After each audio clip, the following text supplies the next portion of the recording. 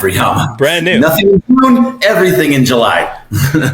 Is this his first time technically pitching in July? Because was he hurt in June last year? I don't remember how that went, but a little bit more Yamamoto. I see we got a super chat from my buddy Kevin Uhas, $5 super chat for the channel saying #free Richie. Richie could be freed over on All Dodgers after this show is up. Jeff and Kevin will be live on my other YouTube channel. Matty Man 5 Dodge, give me some love, by the way. Greg Bergeron, smart cat, knows baseball, and that's why I love talking baseball with this dude. But Matty Man.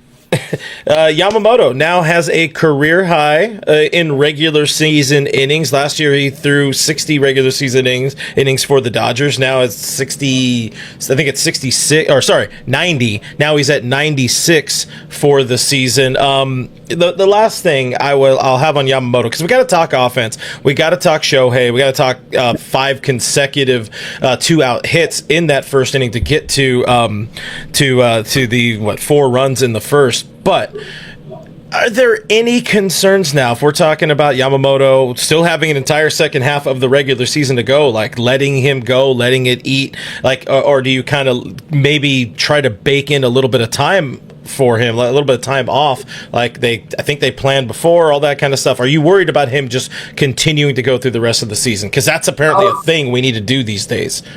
Yeah, I mean, you kind of have to do that for him. I think they will find a place for him to get some time off. It just, like you said, this is the most innings he ever pitched in Major League Baseball. He's obviously pitched a ton more over in Japan, but it's different, a different kind of different ball. Everything's a little bit different, but it depends, like, what do you want from him? It's everything that you do for the Dodgers is all about the postseason. So do you want him pitching well in July and August, or do you want him pitching well in September and October? I think they're going to lean more towards that September, October. The problem is right now they don't have enough arms to give him some time now.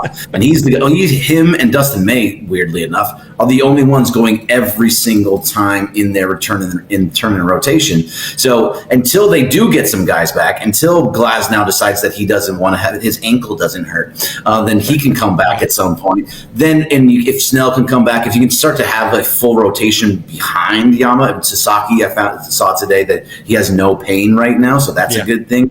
When those guys come back and you have a little bit more of a breathing room in that pitching staff, then you can give Yama that little break that he needs. But for right now, you just can't. Yeah, you really cannot. They're not afforded that luxury at all. I like that point. Hopefully, in the second half of the season here, we start to get some arms back, start to get some bodies back. I'm not counting on very much from Roki Sasaki. I would kind of identify that as more of a nice to have, rather than you need to have him in the second half. But hopefully, if he's feeling good, if he's feeling froggy, he can start getting off a mound soon, and things will start trending in a really good direction for this team. More Dodgers territory to come. I did want to put this comment up there from Elisheva Jones saying, I think Alana is prettier. I'm assuming that's about you, Greg, but I would hope so. And yes, she is very much prettier than I am. I will take that one. Is that Elisheva on TikTok, by the way? The same one? I don't know.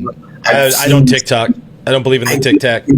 You know, when you live in a world in a world of ESPN LA and it's all about social media and everything, you got to be up on the TikToks. And kids are into. Have a person. I don't know. Maybe it's just me. I don't know. Shout out to any Elisheva that's on either supporting us here on Dodger shows, which she's great. She's on just about every show that I'm usually around, and she's phenomenal.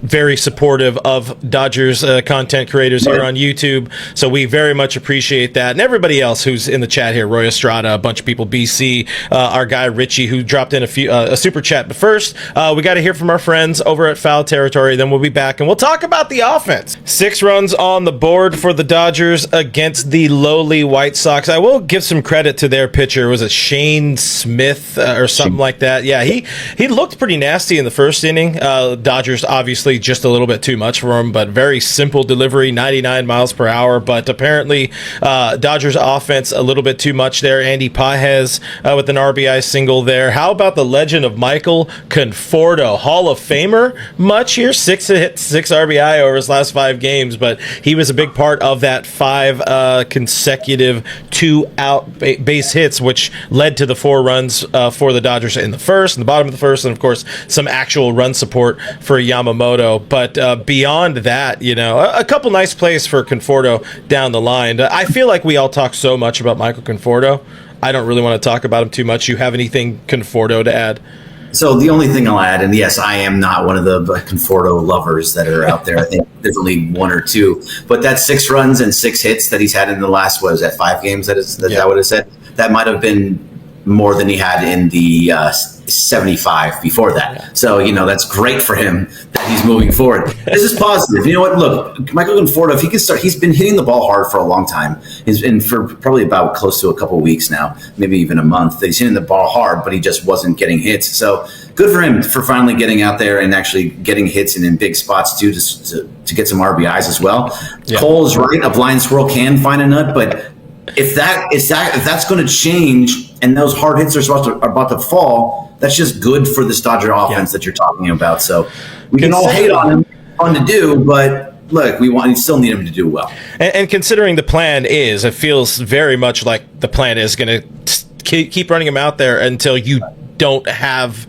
I don't know. As long as they're in first place, I think Giants lost tonight. Padres, they were rained out. So Dodgers continue to grow their lead in the National League West, which I do think we had somebody who mentioned that here. John saying NL West blown wide open right now. But as I think we said this yesterday morning, it's like you are afforded these luxuries to keep. Apparently, we're talking Michael Conforto again, but you're afforded these luxuries, man, to kind of just eventually or see if eventually something happens, and if not, F it, you're still in the lead, and you could make a move later in the season for a James Outman or somebody to take that bench spot, however it plays out. But another note I saw, final Conforto thing, and then I'll let you speak about Conforto, and then we'll move on. I think I also saw, I didn't have the exact number, but I think it was last 17 plate appearances, has not struck out. I'm not 100% sure if that's accurate, but that's honestly a little bit more impressive as well. Yeah, that is, because he was striking out a lot. I would love to know how many ground ball double plays he's grounded into that, but that's a whole nother story. But look, the problem with it that I have with Conforto is not how bad he's been playing. It's a big part of it, but it's what he's doing to Ha-Seong Kim at this point, because Ha-Seong Kim is not getting time because Conforto has to play left, which means that Edman has to play. Pages has to play. Teo has to play. There just isn't a space for him. He got in today against a lefty, and a high-velocity pitching lefty, because Mookie was out. Otherwise, he probably would have been knocked out yet once again because Conforto was in left field. So that's what I'm kind of more upset about, because I want to see what Ha-Seong Kim has. Mm-hmm. Because if he's not being out there, he's not playing every game after game, you don't know what he's going to be and what he can be for the postseason, where we kind of have an idea of what Michael Conforto is. Not a great outfielder. He didn't make 2 great catches, but besides that, he's not a great outfielder, and he hasn't been very good at the plate. If he's not striking out, he's getting hits, fine, I get it, but I just want to see more Kim to see if he is somebody that can be viable in the later months and in October. Yeah, and I've been a big arguer of that as well. It's like I don't think Conforto is going to be a big part of the October plan. Let's see if Kim gives them something, and figure it out now before the All-Star break, or else you're not really able to speak now or forever hold your peace, sort of thing.